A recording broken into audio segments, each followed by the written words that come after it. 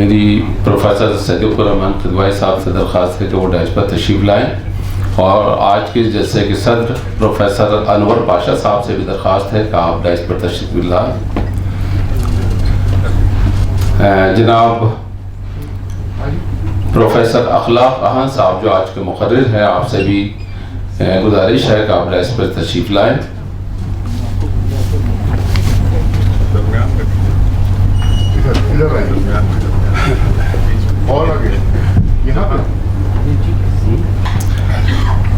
امیر خسرو یادگاری خطبہ بعنوان امیر خسرو اور ہندوستانی تہذیب و ثقافت۔ غالب انسٹیٹیوٹ کی روایت رہی ہے کہ وہ اپنے مہمانوں کا استقبال پھولوں سے کرتا ہے۔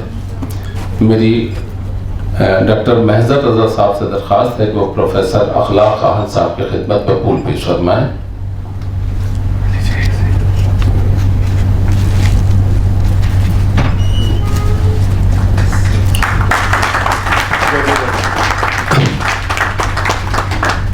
میری جناب عبدالتوفیق صاحب سے درخواست ہے کہ وہ پروفیسر صدیق الرحمان قدوائی صاحب سیکریٹری غالب انسٹیٹیوٹ کی خدمت میں گلدستہ پیش کریں۔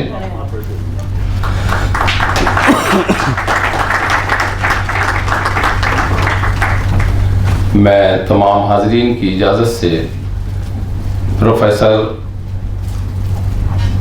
انور پاشا صاحب کی خدمت میں پھول پیش کرنے کی اجازت چاہتا ہوں۔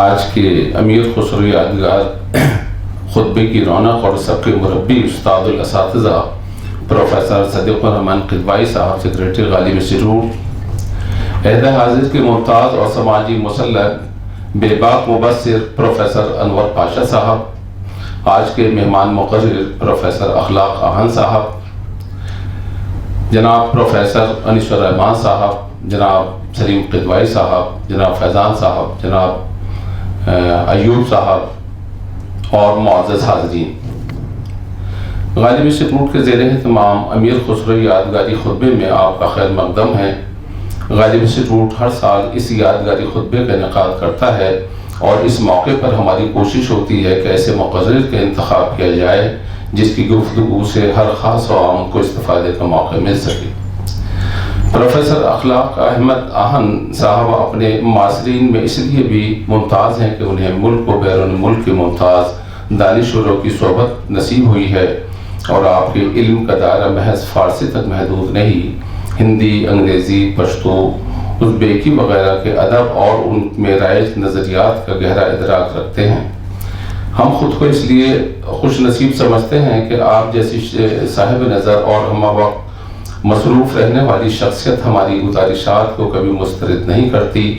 پروفیسر اخلاق احن صاحب کا نام امیر خسرو خطبے کے لیے اس لیے بھی اہم ہے کہ امیر خسرو پر گفتگو کے لیے اردو کی کلاسیکی روایت کے ساتھ فارسی سے واقف ہونا بھی بہت ضروری ہے۔ اس لحاظ سے بھی پروفیسر اخلاق احن صاحب کی گفتگو بہت معاونی ثابت ہوگی۔ پروفیسر انور پاشا صاحب آج کے یادگاری خطبے کے صدر ہیں۔ آپ نے درس و تدریس کے علاوہ تصنیف، تالیف اور اس کے بعد سیاست کے میدان میں منفرد شناخت قائم کی ہے۔ آپ عہدہ حاضر کے بے باک مقرر ہیں۔ آپ نے کسی گروہ کی آواز بننے کے بجائے مثبت اور تعمیری قدروں سے وابستگی کو اپنا شعار بنایا، جس کی ضرورت ہر دور میں محسوس کی جاتی ہے۔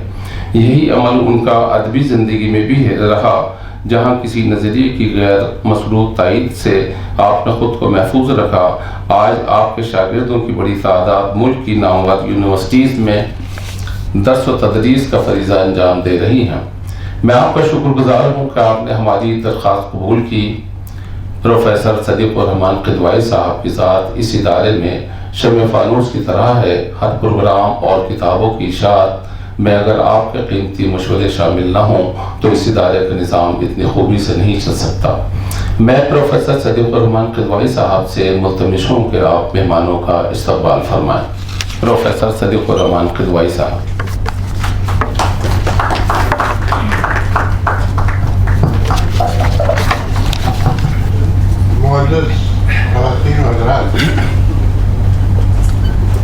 ये हमारे इंस्टीट्यूट के लिए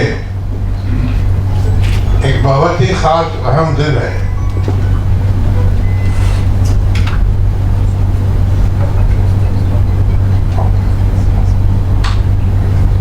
जब अमीर खुसरो की याद में हम ये जलसा कर रहे हैं और हमारी तवक्को के मुताबिक हमारे ज़माने के दिल्ली के अहम स्कॉलर्स और मेहमान सब जहाँ तशरीफ लाए हैं, हम उनके शुक्रगुजार हैं। देर ज़्यादा हो चुकी है तो मैं उसी की माजरत चाहता हूँ।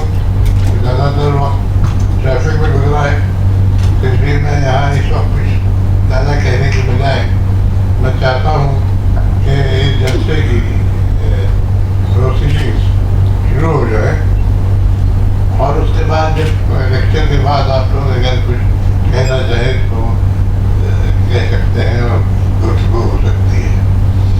मैं इखलाक खान साहब का इस्तेमाल भी करता हूँ, शुक्रिया पहले से अदा करता हूँ। अनवर पाशा साहब तुम्हारे बहुत पुराने मेहमान, क्या कहे, मेजबानी है, शागिर्द आपका शुक्रिया।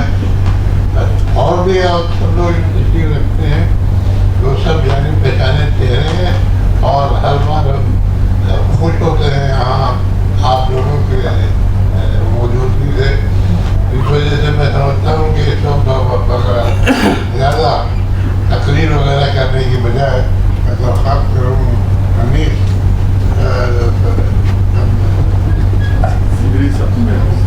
इदरीस साहब से कि वो जलसे की कार्रवाई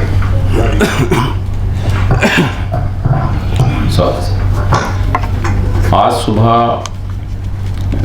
जब हम लोग यहाँ पहुँचे और मौसम की सख्ती देखी तो ये एहसास हो रहा था कि मेरे ख्याल से 20-25 लोग भी बहुत मुश्किल से यहाँ पहुँच पाएंगे, लेकिन उर्दू अदब की एक गैलेक्सी यहाँ पर मौजूद है जिनमें हबीब साहब हैं, मुइन साहब हैं और बहुत सारे हजरात के जो उर्दू से, फ़ारसी से और ख़ास तौर से अमीर खुसरो से बहुत मोहब्बत रखते हैं, वो यहाँ पर तशरीफ़ फरमा है।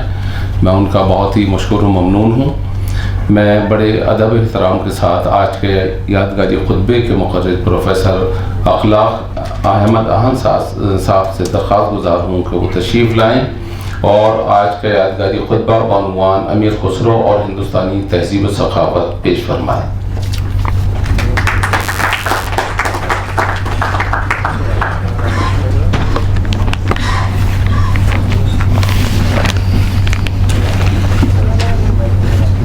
शुक्रिया तमाम सबके करम फरमा प्रोफेसर सदीक रहमान किदवाई साहब, उस्तादुल असातिज़ा, सदर जलसा प्रोफेसर अनवर पाशा साहब, गालिब इंस्टीट्यूट के डायरेक्टर डॉक्टर इदरीस साहब और यहाँ मौजूद हमारे करम फरमा प्रोफेसर अनीस रहमान साहब, प्रोफेसर सलीम किदवाई साहब, एम्बेसडर इरशाद साहब और प्रोफेसर बिल्किस फातिमा साहब, प्रोफेसर राजेंद्र साहब और बहुत सारे अहबाब, डॉक्टर अयूब साहब और तमाम यहाँ पे मौजूद ख़वातीन व हज़रात। ये जो मौजू है हज़रत अमीर खुसरो और हिंदुस्तानी तहज़ीब व सक़ाफ़त, ये ऐसा मौजू है और इतना वसी है और इनसे हम सब आशना है, इनकी बहुत सारी चीज़ों से, और आशनाई के साथ साथ ये भी है कि बहुत सारे पहलू ऐसे हैं जो अभी तिश्ना हैं, जिन पर गुफ्तगू होनी चाहिए। اور میں ایک امیر خسرو کے حوالے سے ایک معمولی طالب علم کی حیثیت سے جس کی دلچسپی کا ایک موضوع خود امیر خسرو، ان کی شخصیت، ان کا کام، ان کا کنٹریبیوشن رہا ہے، تو جب بھی امیر خسرو پہ بولنا ہوتا ہے تو مجھے عرفی کا وہ شعر یاد آ جاتا ہے کہ ظفر تاب قدم ہر کجا کے می نگرم، کرشمہ دامن دل می کشد کہ جا انجاست.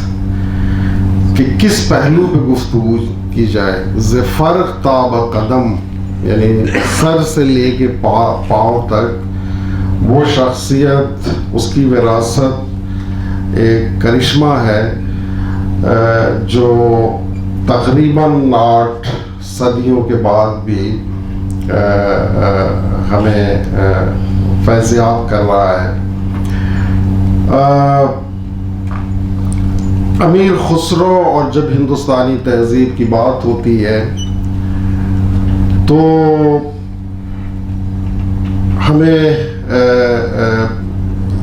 کئی ساری چیزوں پہ بھی بات کرنی چاہیے کہ جیسے تہذیب، پھر اس ملک کی شناخت، اس عظیم ثقافت اور تہذیب کی جو شناخت ہے اس کو بنانے، اس کو سنوارنے، اس کو ایک پوری دنیا میں ایک شناخت دینے والے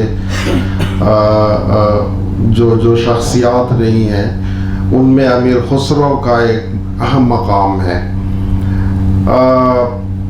میں ایک کام کر رہا تھا آج سے کوئی 20 سال پہلے، میں نے دیکھا کہ امیر خسرو کے حوالے سے بہت سارا کام ہوا ہے. سینکڑوں کے کتابیں ہیں، بنیادی کتابیں چند ہیں.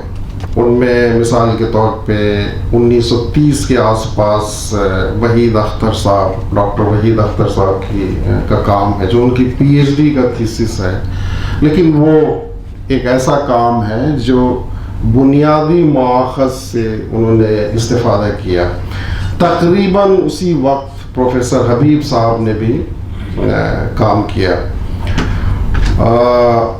ایک ڈاکٹر ممتاز صاحب نے اس حوالے سے کام کیا. لیکن امیر خسرو کے آثار اور ان کی ظاہر ہے وہ بہت بڑی تعداد میں ہے، تقریباً 5 لاکھ ان کے اشعار ہیں. اس پہ پہلا سنجیدہ کام جو ہوا وہ علی گڑھ میں 1920 سے 25 کے بیچ میں ایک نواب اسحاق خان نے وہ کام شروع کیا تھا اور وہ بیچ میں رہ گیا، ان کا انتقال ہو گیا. اور اس دوران انہوں نے ہندوستان بھر کے جو سربراہ اسکالرس تھے ان کی مدد سے اس کی تصحیح کا کام کیا. لیکن ابھی بھی جو ان کی جو وراثت ہے یہ، اس میں سے 5 دواوین آج تک باقی ہیں. ان کا ابھی تک وہ تصحیح نہیں ہوا. میں نے کئی بار کئی اداروں کو کہا بھی کہ یہ ایک بڑا کام ہے جو ہونا چاہیے. ابھی تقریباً میں نے ایک کام پورا کر لیا ہے، وہ کلیات رباعیات امیر خسرو ہے، جس پہ میں 2006 سے کام کر رہا تھا. اور دنیا بھر سے ہم نے ایک ساتھ یہ کام کر رہا تھا کہ دنیا بھر میں ان کے مخطوطات کہاں کہاں پہ ہیں. تو میں خود گیا تمام لائبریریوں میں اور اس تمام خط مخطوطات کو دیکھا اور اس کا ایک اینوٹیٹڈ بیبلیوگرافی تیار کی. اور پھر یہ دیکھنے کا موقع ملا کہ اور کیا ایسی چیزیں ہیں جس پہ جس کے بارے میں لوگوں کو بالکل اندازہ نہیں ہے یا وہ کام ہے. اسی طرح سے خود جو وہ پورا پروجیکٹ بنا تھا اس وقت بھی یہ بات آئی تھی. انہوں نے جو کتابوں کی ان کی فہرست بنائی تھی اس میں بہت سارے منصوبات بھی ہیں جو غلط ہیں. جیسے مثال کے طور پہ ایک کتاب جس کا بڑا ذکر آتا ہے اور امیر خسرو کے حوالے سے ذکر آتا ہے وہ ہے خیالات امیر خسرو. پھر میں نے دیکھا یہاں نیشنل آرکائیو میں لکھنؤ کی جو ٹیگور یونیورسٹی کی لائبریری ہے وہاں پہ کہ ان سے منسوب ہے اور ایک پوری روایت رہی ہے امیر خسرو کے مطلب چاہنے والوں کی جو خود کو شاگرد خسرو کہتے تھے اور ان کے اشعار کی توضیح و توسیع کرتے تھے, تشریح کرتے تھے, اور اس کا نام وہ خیالات امیر خسرو. تو جیسے ایک نسخہ مجھے نیشنل آرکائیو میں ملا 250 اوراق کا تھا. میں جب پورا پڑھ گیا تو میں نے دیکھا کہ ان کے متاخرین کا بھی نام آ رہا ہے. تو پھر آخر میں یہ انکشاف ہوا, بلکہ یہیں پہ میں نے اس کے حوالے سے ایک مقالہ بھی پڑھا تھا.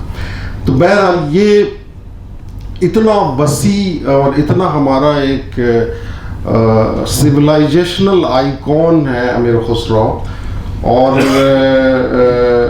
ان پہ یہ چیزیں بھی ہونی چاہیے. بہرحال تو میں عرض کر رہا تھا کہ جب جس کو ہم آج کل گفتگو ہوتی ہے آئیڈیا آف انڈیا کی, تو آئیڈیا آف انڈیا کا جو پہلا تصور اگر کسی نے دیا ہندوستان میں تو وہ حضرت امیر خسرو ہیں, کیونکہ جو ماڈرن کانسیپٹ ہے نیشن کا جو یورپ سے آ رہا ہے وہ ہے نیشن اسٹیٹ. اور نیشن اسٹیٹ جو ہے ظاہر ہے ایک بہت ہی محدود آئیڈیا ہے. نیشن اسٹیٹ کا مطلب ہے کہ ایک آئیڈینٹی, ایک زبان, اور اسی وجہ سے یورپ جو ہے وہ رومن امپائر سے الگ الگ چھوٹے چھوٹے ملکوں میں بٹ کے رہ گیا. وہ آئیڈیا جو نیشن اسٹیٹ کا آئیڈیا ہے وہ انڈیا پہ اپلائی نہیں ہو سکتا. یا ہندوستان جیسے ملک جن کے ہزاروں آئیڈینٹیز ہیں, بے شمار مذاہب ہیں, زبانیں ہیں, اور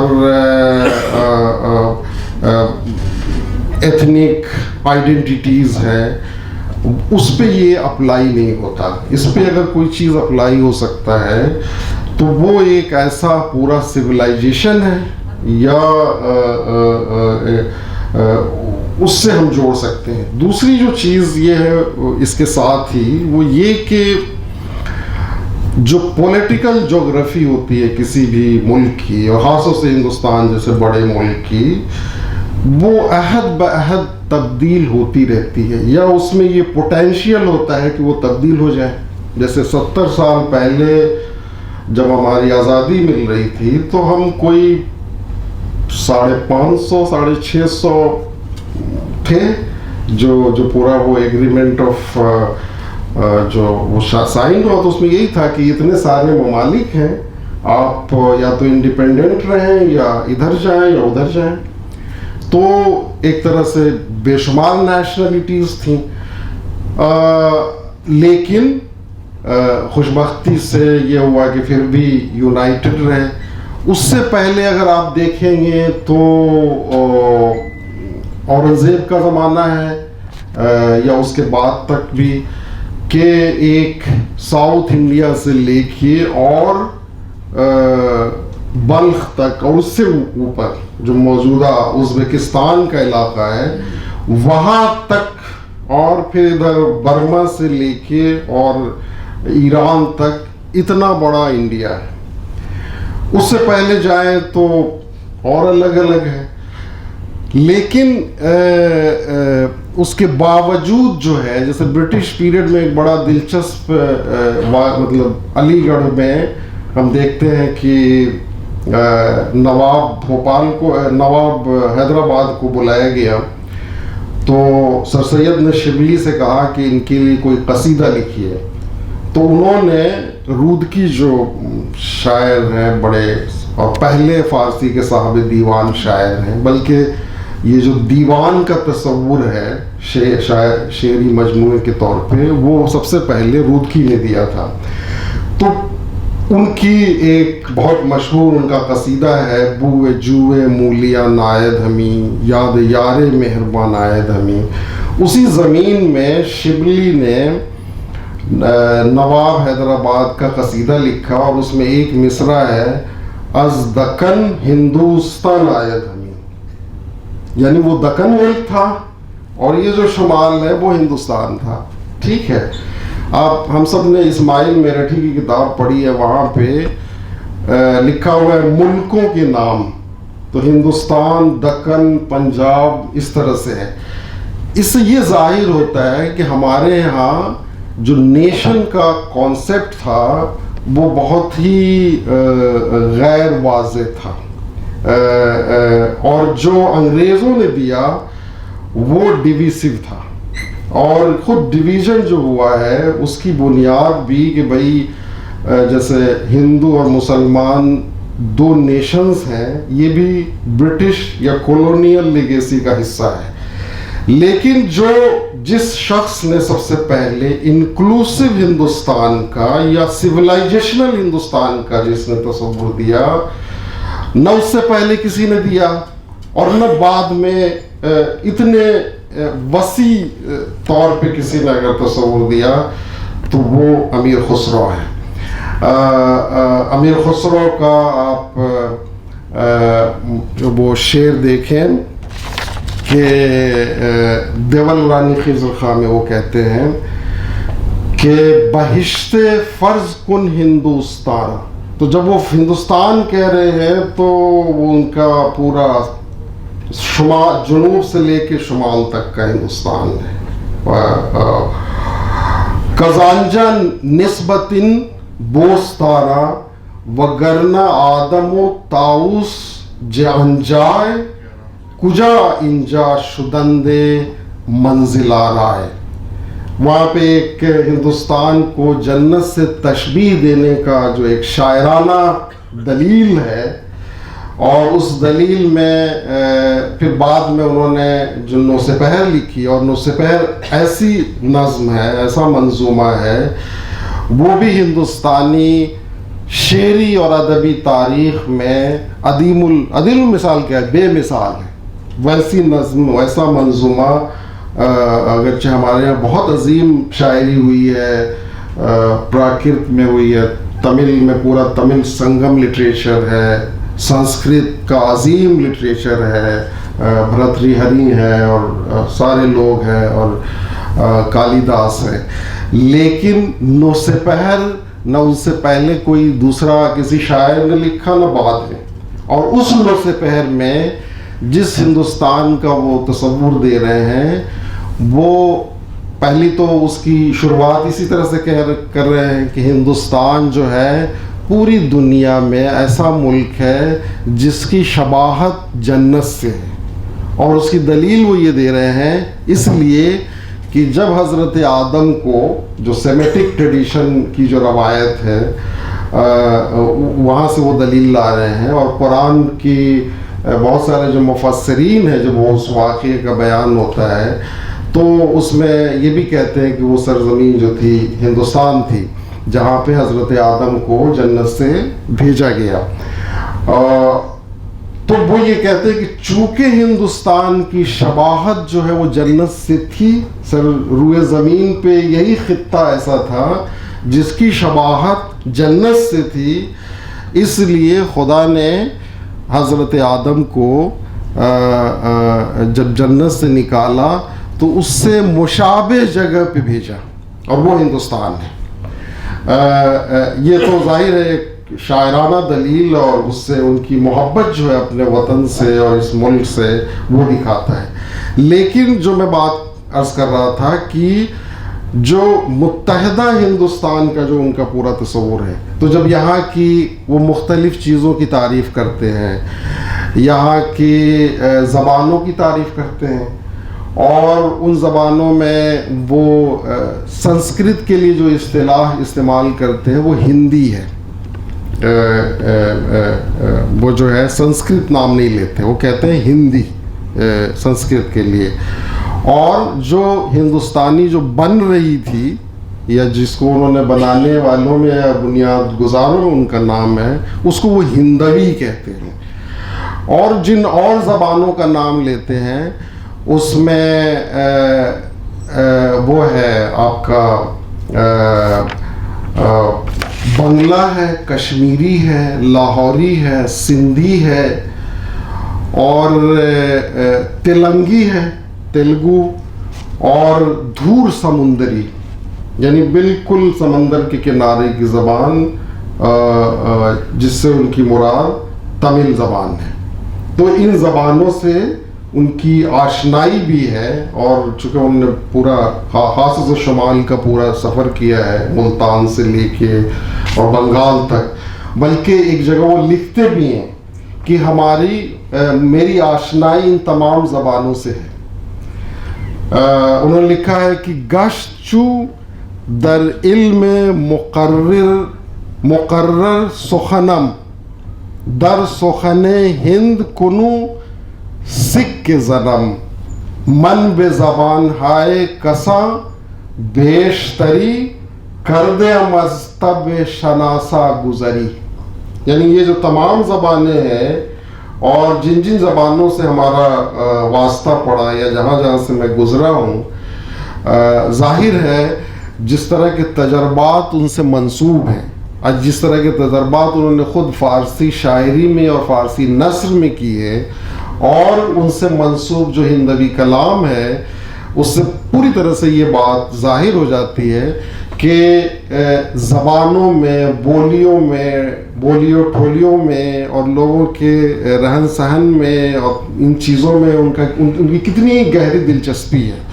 تو ظاہر ہے کہ جب وہ اودھ کے علاقے میں تھے ملک چھجو کے ساتھ یا بعد میں مرزا حاتم کے ساتھ، جو ان کے ابتدائی دور ہیں، تو وہاں کی زبانوں سے بھی نہ صرف انہوں نے آشنائی حاصل کی، بلکہ اس میں اپنے تخلیقی تجربات بھی انہوں نے کیے۔ بلکہ ملتان میں جو اس وقت کا ملتان تھا، وہ پورے بر صغیر میں تصوف کا پائے تخت بھی کہلاتا تھا، جہاں پہ عراقی جیسا شاعر اور ان کے جیسا صوفی موجود تھے، اور وہاں جو درگاہ ہے وہاں پہ ایک نسخہ موجود ہے جو پنجابی میں ہے، اور وہ امیر خسرو سے منسوب ہے۔ تو بعض لوگوں کی رائے یہ ہے کہ پنجابی کے بنیاد گزاروں میں بھی امیر خسرو ہیں، اس پہ باضابطہ ایک صاحب نے پورا مقالہ بھی لکھا ہوا ہے۔ یہ ظاہر ہے، یہ ابھی اس پہ تحقیق باقی ہے، یا جو ہندوی کے حوالے سے پوری بحثیں ہوتی ہیں اس پہ بھی ہم لوگ آئیں گے۔ بلکہ ہندوی کے حوالے سے بہت سارے لوگ سوالات بھی اٹھاتے ہیں، اور کئی لوگوں نے، ہمارے جو اسکالرس ہیں، انہوں نے کام بھی کیا ہے، جیسے مثال کے طور پہ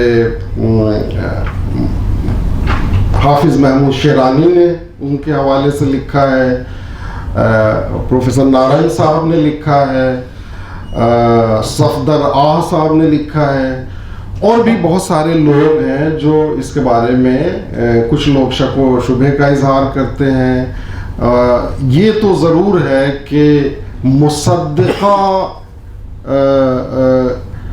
جو مخطوطات ہیں، چونکہ میں نے تقریباً تمام مخطوطات ان کے دیکھے ہیں، جو رامپور رضا لائبریری میں کوئی 65 کے قریب امیر خسرو کے مخطوطات ہیں، خدا بخش لائبریری میں نے دیکھا پورا جا کے، دلی کی لائبریریوں میں دیکھا، توپ کاپی جو استانبول کی لائبریری ہے وہاں پہ دیکھا، ازبکستان کے لوگ دکھاتے نہیں ہیں، لیکن انہوں نے مجھے گفتگو کرنے کے لیے بلایا، تو ہم نے شرط رکھی کہ پہلے آپ مجھے وہ سارے ان کے مخطوطات دکھائیں گے، تو وہ وہاں بھی ہم نے جا کے دیکھا۔ ہندوی کلام کا بہت مصدقہ نسخہ جو ہے وہ ہمیں ملتا نہیں ہے، جو ملتا بھی ہے وہ بہت بعد کے پیریڈ کا ہے، یا جیسے بہت سارا جو کلام ہے، مثال کے طور پہ زحال مسکی مکن تغافل دورائے نینا بنائے بتیاں، اس پہ گیان چند نے لکھا بھی ہے، اور प्रोफेसर आबिदी साहब हम सब के उस्ताद, उन्होंने लिखा है, बल्कि उन्होंने तो यहाँ तक लिखा है कि ये कोई साहब थे अकबर के ज़माने में, उनके बयाज में ये कलाम मिला। और उन्होंने ये कहा कि एक साहब थे जिनका नाम था ज़ियाउद्दीन खुसरो, तो ये कलाम उनका है। लेकिन हमने खुद उस्ताद से बात की और हमने कहा कि चूँकि ये बयाज है और बयाज दूसरों के कलाम का मजमुआ होता है, यानी दूसरों के जो पसंदीदा कलाम है, क्योंकि बहुत सारी चीज़ें हैं, बयाज है, कशकोल है, सफ़ीना है, ये अलग अलग तरह की बयाज़ें हैं। जो बयाज है वो दूसरों के कलाम के पसंदीदा जो इंतखाब है उसको लोग उसमें लिखते हैं। तो मुमकिन है कि ये अमीर खुसरो का ही हो, और जो साहब ज़ियाउद्दीन खुसरो हैं, जो साहब बयाज हैं, वो उन्होंने अपना नाम खुसरो से मुनासिबत की वजह से रखा हो, क्योंकि ये पूरी एक रवायत रही है जो शागिर्द खुसरो कहलाने वालों की, और उन्होंने बहुत सारी किताबें भी लिखी हैं ख़यालात खुसरो का, जिसका अभी मैंने जिक्र किया।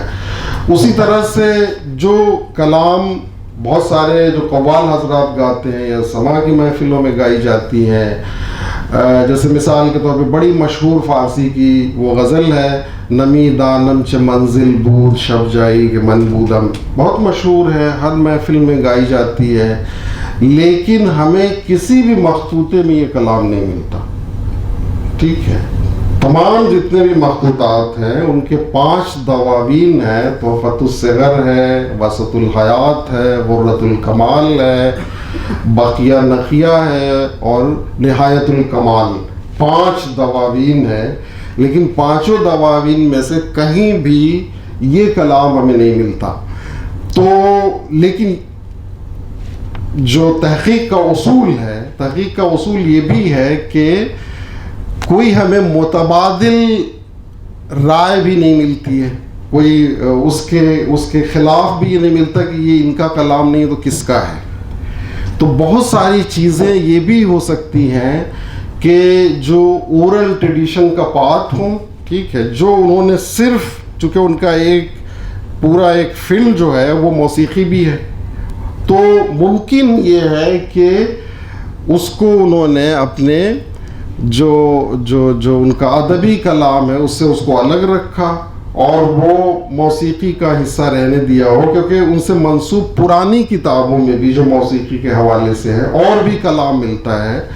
तो और किसी और का नाम हम तवातुर के साथ कहीं नहीं देखते, बल्कि उन्हीं से मंसूब ये सारा चीज़ देखते हैं। तो हम ये भी नहीं कह सकते कि उनका नहीं है। तो ये पहलू भी पेश नज़र रहना चाहिए, क्योंकि बहुत सारे लोग सिर्फ इस बिना पे कि उनके मौजूदा मखलूक़ात में इस तरह का कलाम मौजूद नहीं है, वो इनकार कर देते हैं कि उनका नहीं है। तो उसके ख़िलाफ़ कोई हमें दलील नहीं मिलती, इसलिए हम को मानने में ये कोई कवाहत नहीं है कि ये उन्हीं का कलाम है, क्योंकि ये पूरा मौसीकी की पूरी रवायत जो है चली आ रही है वो भी उन्हीं के ज़माने से है और वो पूरी तवातुर के साथ चली आ रही है। दूसरी जो चीज़ है वो जो अमीर खुसरो जोड़ते हैं और एक तरह से एक फोकल पॉइंट है उस पूरी रवायत के, और जिस रवायत ने हमें पूरे एशिया से और ख़ुद हिंदुस्तान में हमारी तहज़ीब को गनी बनाने में उसका बड़ा रोल है, वो है तसव्वुफ़ और तसव्वुफ़ की तहरीक। और अमीर खुसरो ऐसी शख्सियत है जो तसव्वुफ़ के मुख्तलिफ़ पहलुओं को अपनी शख्सियत में न सिर्फ समोते हैं बल्कि वो उस पूरी विरासत को उनके हवाले से आगे तक हम बढ़ते हुए देखते हैं। लेकिन हमें ये भी यहाँ पे पहले समझने की ज़रूरत है कि ये तसव्वुफ़ जो तहरीक की शक्ल जब अख्तियार किया है तो कैसे हुआ, क्यों हुआ, उसके पीछे تاریخی وجوہات اور اسباب کیا تھیں. کیونکہ ہم جیسے فارسی شاعری کی روایت میں ہم دیکھتے ہیں تو جو شروعات کی شاعری ہے جس میں نے نام لیا رودکی ہے, ابو شکور بلخی ہے اور فردوسی ہے اور تمام شعراء ہیں, خاقانی ہے, ان کے ہاں تصوف کا جیسی کوئی شائبہ نہیں ہے.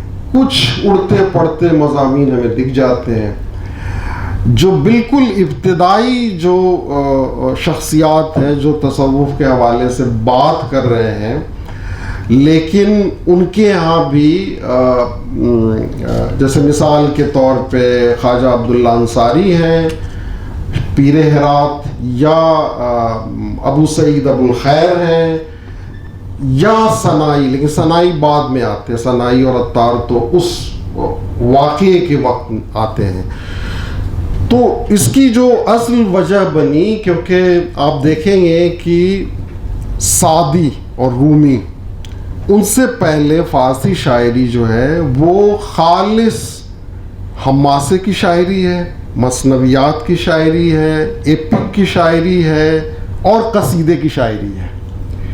تو وہاں تک یہ صرف یہی رواج ہے کہ انہی حوالوں سے شاعری ہو رہی ہے. تمام شعراء جو ہیں چھوٹے بڑے سارے یہ کر رہے ہیں. اور پھر ایک بڑا حادثہ یا واقعہ ہوتا ہے, وہ ہے منگولوں کا حملہ. اس حملے نے پوری سینٹرل ایشیا سے, بلکہ چین سے لے کے اور پورے ایشیا کو تہوبالا کر دیا. اور وہ حملے عام جو تاریخی حملے تھے ان سے بالکل مختلف تھے. یہ لوگ نہ صرف حملہ کرتے تھے تو دشمن کو یا فوجی کو مار دیا اور شکست دے دیا اور ملک پہ قبضہ کر لیا, ایسا نہیں ہوتا تھا. یہ تمام جانداروں کو مار دیتے تھے, شہر کو بالکل نظر آتش کر دیتے تھے, کھیتوں کو جلا دیتے تھے. کوئی بھی ضرور نظر آ جائے تو اس کی خیر نہیں تھی. یہ پوری جو ہے یہ منظر آپ کو سینٹرل ایشیا سے لے کے اور بغداد تک اور پورا افریقہ کے بارڈر تک یہ دکھائی پڑے گا جو انہوں نے تباہی مچائی. خود ہلاکو نے جب ایک خط لکھا, کیونکہ اس میں ایک میں نے اس پہ بھی ایک جگہ لکھا ہے کہ اس نے باضابطہ اپنی ایک ایجنٹ کو بھیجا, ایک خاتون کو, پوپ نے بھیجا تھا وہاں سے اس زمانے میں, اور اس کو انسٹیگیٹ کرنے کے لیے کہ تم جو ہے بغداد پہ حملہ کرو اور جو عباسی حکومت اس کو ختم کر دو. اس کا بھی ایک پہلو تھا, بہرحال وہ ایک الگ ہے. تو جب یہ حملہ ہوا اور اس نے بغداد کو تباہ کر دیا تو اس نے ایک خط لکھا اور وہ خط ریکارڈ میں ہے. اس میں یہ لکھا کہ ہم نے اپنے ہاتھوں سے 20 لاکھ لوگوں کو قتل کیا ہے. تو سوچئے اس آرمی نے کیا کیا ہوگا. اور جو پاپولیشن ایران کی, موجودہ ایران کی 1250 میں تھی جب وہ حملہ ہوا ہے, وہ پاپولیشن دوبارہ 1950 میں جا کے ہوئی. اتنے بڑے پیمانے پہ قتل عام ہوا تھا. صرف ایک خطہ بچ گیا تھا اس زمانے میں, اور وہ خطہ تھا ہندوستان کا. ہندوستان پہ بھی اٹیکس ہوئے. ایک جب شہزادہ محمد بلبن کا بیٹا جب ملتان کا گورنر تھا, 20 سال کا تھا, تقریباً اسی عمر کے امیر خسرو تھے, تقریباً اسی عمر کے حسن دہلوی تھے. یہ تینوں دوست تھے اور تینوں ملتان میں موجود تھے. اور وہاں پہ منگولوں کا حملہ ہوا. چنگیز خان کا بیٹا جو ہے اس نے حملہ کیا اور اس میں اس کو شکست ہوئی اور شہزادہ شہید ہو گیا. اور وہ جو تباہی مچی ہے اس کو جو ہے, اور اس کا جو مرثیہ لکھا امیر خسرو نے, وہ مرثیہ 18ویں 19ویں صدی تک پڑھا جاتا رہا. جب بھی کسی کی موت ہوتی تھی تو وہی مرثیہ پڑھا جاتا تھا. جب وہ آئے ہیں اور بلبن کیا ہے وہ بیان کیا ہے. بہرحال اس کے بعد بھی جب یہ مملوکوں کی حکومت ختم ہوتی ہے تو خلجی آتے ہیں اور پھر تغلق آتے ہیں. ان کے حملے رہے لیکن خلجی نے خاص طور سے اور اس کے جو کمانڈرز تھے انہوں نے بڑی کامیابی کے ساتھ ان کو روکا. بلکہ 5-6 ہزار منگولوں کو انہوں نے وہ کیا بندی بنایا اور یہاں پہ دلی میں لا کے رکھا, جو جگہ آج بھی منگول پوری کہلاتی ہے. اور یہ دھمکی دی کہ اگر تم نے دوبارہ حملہ کیا تو ہم ان سب کو قتل کریں گے. لیکن وہ مانے نہیں اور یہی ہوا اور ان کا قتل ہوا. تو اس لحاظ سے جو ترک حکومت تھی دلی میں موجود وہ کامیاب رہی کہ اس علاقے کو انہوں نے بچا لیا. دوسرا جو ایکسیپشن تھا وہ شیراز کا علاقہ تھا جہاں کے حکمران تھے شاہ شجاعی, پورا وہ خانوادہ کہلاتا تھا, اور عطابق بن سعد بن عطابق وہ پورا جو تھا خانوادہ جن کے درباروں سے سعدی جڑے ہوئے تھے, حافظ رہے. اس خانوادے نے اس علاقے کو بچا لیا تھا. تو یہ پوری جو ہے آپ اس سے تصور کر سکتے ہیں کہ یہ تمام جو مراکز تھے ان علاقوں میں, چاہے وہ خوارزم ہو, بخارا ہو, سمرقند ہو, بلخ ہو, آپ کا یہ نیشا پور تھا, اصفہان اور بغداد تک, تمام علاقے پوری طرح سے ملیامیٹ کر دیے گئے. اس کا جو اثر ہوا سوسائٹی پہ اس کا ہم اندازہ لگا سکتے ہیں. اور اس زمانے کا جو پڑھا لکھا طبقہ تھا وہ پہاڑوں میں جنگلوں میں چلا گیا اور انہوں نے پھر ایک جو ماس ایک طرح سے ڈپریشن کا ماحول تھا پورے اس خطے میں, ایشیا میں, اس کی کاؤنسلنگ کا کام شروع کیا. اور ظاہر ہے دربار رہے نہیں تو قصائد نہیں رہے اور یہ تمام وہ نہیں رہا. تو پھر جو ہے غزلیہ شاعری کی ابتدا اور بنیاد پڑی ہے وہاں سے. اور پھر وہ جیسے تصوف کا پورا لٹریچر آپ دیکھیں گے یا پھر پوری تصوف کی تحریک دیکھیں گے, وہ یہاں سے آپ پورا شروعات دیکھیں گے جس کے مراکز پھر بعد میں خود یہی نیشا پور اور بخارا اور یہ تمام علاقے پڑے. تو یہ وہ لوگ تھے جو صرف عرفانیات کی بات نہیں کر رہے تھے بلکہ سوشل ہیلنگ کی اور سوسائٹی کو لیڈ کرنے کا کام کر رہے تھے. اور یہ وہ لوگ بھی تھے جو ڈسپورٹ ریجیمز جو تھی اس وقت, جو چھوٹی موٹی ہر جگہ بن رہی تھیں, ان سے ڈس ایگری بھی کر رہے تھے. خود جو چشتیہ سلسلہ ہے, چشتیہ سلسلہ کا جو ایک بنیادی کنڈکٹ ہے وہ یہ ہے کہ اس کا کبھی بھی تعلق کسی دربار سے نہیں ہوگا. اور اس کی سب سے بڑی مثال خود امیر خسرو ہے. امیر خسرو کے مرشد حضرت نظام الدین اولیاء, اور جب ان کے انتقال کا وقت قریب آ گیا تو جو ایک طرح سے کمیٹی بنائی گئی جس کمیٹی نے 30 لیڈنگ خلفاء کا انتخاب کیا, جس میں سب سے سینئر جو تھے برہان الدین غریب تھے, اور جن کو حضرت نظام الدین اولیاء نے کہا کہ تم یہاں سے تمام جو چشتیہ مشائخ ہیں ان کو لے کے چلے جاؤ, کیونکہ وہ ایک آرڈر بھی تھا حکومت کا. تو 800 مشائخ کے ساتھ وہ اورنگ آباد چلے گئے. تو اس میں یہ جو مین آدمی تھے جو یہ کام کر رہے تھے وہ حضرت امیر خسرو تھے کہ کس کو خلیفہ بنانا ہے, اور اس کا انتخاب کرنے میں ان کا بڑا رول تھا. اس میں حضرت نصیر چراغ دہلی تھے اور بہت سارے حضرات تھے.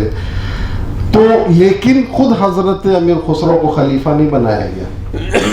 اس کی وجہ تھی کہ باوجود اس کو ان کو اجازت تھی کہ وہ دربار سے وابستہ رہیں, وہ خود ان کے مرشد نے اجازت دی تھی, لیکن اس کے باوجود چونکہ وہ چشتیہ سلسلے کے اس بنیادی اصول سے ڈیویشن ہوا تھا کہ وہ دربار سے وابستہ رہیں گے، اس لیے ان کو خلافت نہیں دی گئی. وہ سب سے کلوز فرینڈ تھے جس کے بارے میں حضرت نظام الدین اولیاء کے بڑے سارے بیانات ہیں کہ بھائی یہ کہا گیا کہ اگر اجازت ہوتی کہ 2 لوگوں کو ایک قبر میں دفن کیا جائے تو میری خواہش ہوتی کہ یہ ترک میرے ساتھ دفن ہو، یا یہ کہ قیامت کے دن خدا پوچھے گا کہ دنیا سے کیا لائے ہو تو میں یہ کہوں گا کہ میں اس ترک کا سوز دل لے کے آیا ہوں، جس کے بارے میں اقبال نے بعد میں کہا، اشارہ کیا ہے ان کے سوزش دل کا. تو یہ اتنی قریب شخصیت، بلکہ خود یہ جو تھے نصیر الدین اودھی کہلاتے تھے، اس وقت اودھ کے رہنے والے تھے، اور ان کی طبیعت میں ایک طرح کا جو ہے دنیا بیزاری بہت تھی، یہ استغنا بہت زیادہ تھا. تو انہوں نے ایک دن اپنے دوست امیر خسرو، حضرت امیر خسرو سے کہا کہ بھائی میں تو یہ چاہتا ہوں کہ کہیں کسی گوشے کنارے جنگل میں جا کے بیٹھ کے صرف عبادات میں اپنی زندگی گزار دوں، تو لیکن مجھے ہمت نہیں ہوتی ہے کہ میں مرشد سے جا کے اس بات کو کہوں، تو آپ ذرا میری طرف سے سفارش کر دیجئے. تو حضرت امیر خسرو گئے اور ان سے اس کا ذکر کیا. تو حضرت نظام الدین اولیاء نے کہا کہ نہیں، اس کو تو دلی میں رہنا ہے اور ثابت قدمی کے ساتھ رہنا ہے.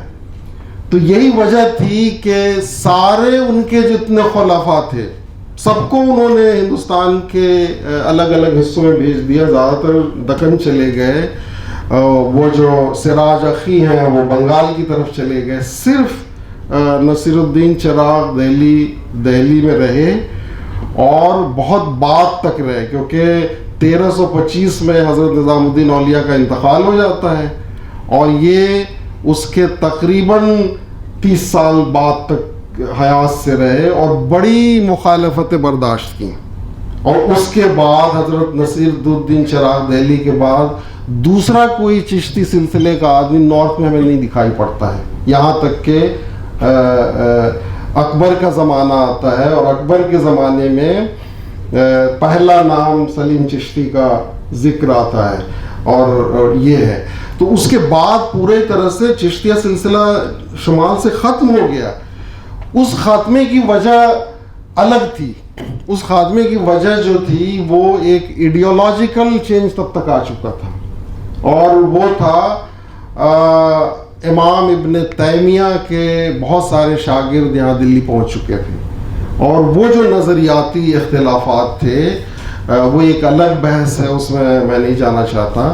لیکن میں یہ عرض کر رہا تھا کہ یہ تصوف کا جو تصوف کی جو پوری تحریک ہے اور اس کا جو تاریخی پس منظر ہے اور جو اس کا ایک نظریاتی سماجی یا جو بھی کہیں وہ جو پس منظر ہے، اس پس منظر کا ایک کلیدی شخصیت جو ہے دلی میں جو بیٹھا ہوا ہے وہ حضرت امیر خسرو ہیں، جنہوں نے اس کو الگ الگ ڈھنگ سے ہماری روایات کا حصہ بنایا. چاہے وہ شاعری ہو، جو شاعری بعد میں ہوئی، غزلوں کی شاعری، یہاں تک کہ ایران میں خود جو سب سے بڑا غزل کا ایک طرح سے شاعر ہے حافظ.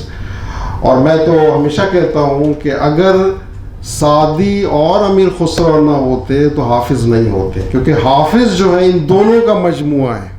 اور حافظ نے اس بات کا بار بار اعتراف کیا ہے، اور حافظ نے کئی جگہ کہا ہے، جیسے وہی شعر جب بنگال کے بادشاہ نے علاء الدین شاہ نے جب ان کو دعوت دی اور وہ نہیں آ سکے تو پوری غزل بھیجی، اور اس میں ایک شعر ہے کہ شکر شکن شوند ہمیں توتیان ہند زن قند پارسی کے بے بنگال امیر رود.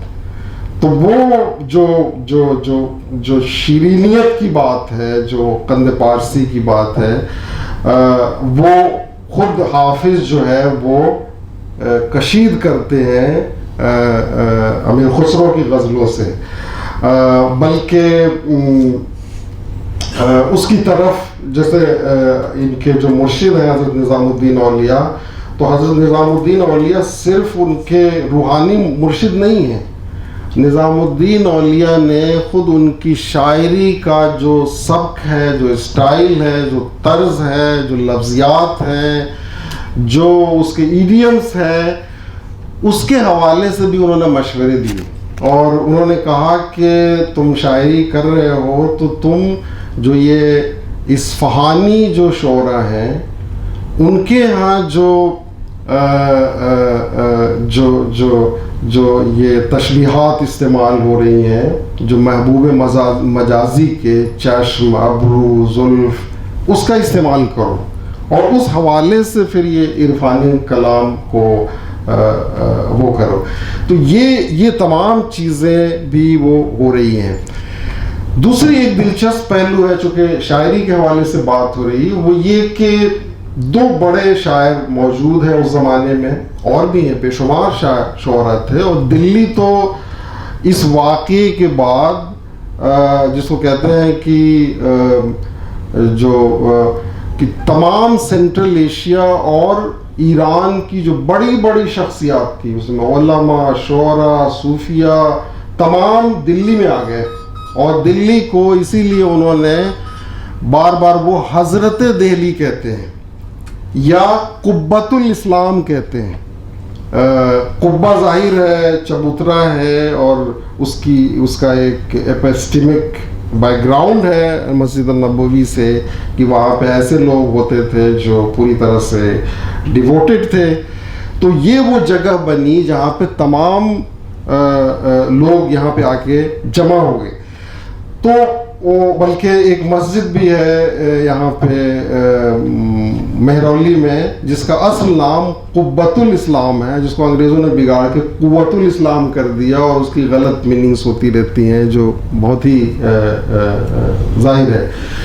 تو بہرحال تو یہ دو نمائندہ شخصیات ہیں بحیثیت شاعر، امیر خسرو اور حسن دہلوی، اور اس وقت پوری دنیا میں جو دو اور بڑی شخصیات ہیں بحیثیت صوفی اور عارف اور شاعر، پہلا حضرت شیخ سعدی ہیں اور دوسرا مولانا رومی ہیں۔ لیکن بحیثیت شاعر سعدی کا غلغلہ زیادہ ہے، ان کی پیروی کرنے والے پوری دنیا میں ہیں۔ یہ دونوں جو ہیں نوجوان شاعر کے طور پہ ابھر رہے ہیں، اور یہ دونوں پیروی کر رہے ہیں غزلیہ شاعری میں سعدی سے۔ اور پہلا جو دیوان بھیجا ہے 19 سال کی عمر میں، تحفۃ الصغر، سعدی نے وہاں بھجوایا جب یہ شہزادہ محمد کے ساتھ جڑے ہوئے تھے، اور ان کو دعوت دی کہ آپ تشریف لائیں ہندوستان۔ تو وہ خیر ان کی پیرانہ سالی تھی، انہوں نے معذرت کی اور کہا کہ آپ کے ہاں امیر خسرو جیسا شاعر موجود ہے تو میری ضرورت نہیں ہے۔ اس سے بڑا کمپلیمنٹ کچھ نہیں ہو سکتا تھا کہ ایک نوجوان شاعر کے لیے شیخ سعدی اتنی بڑی بات کہہ رہے ہیں۔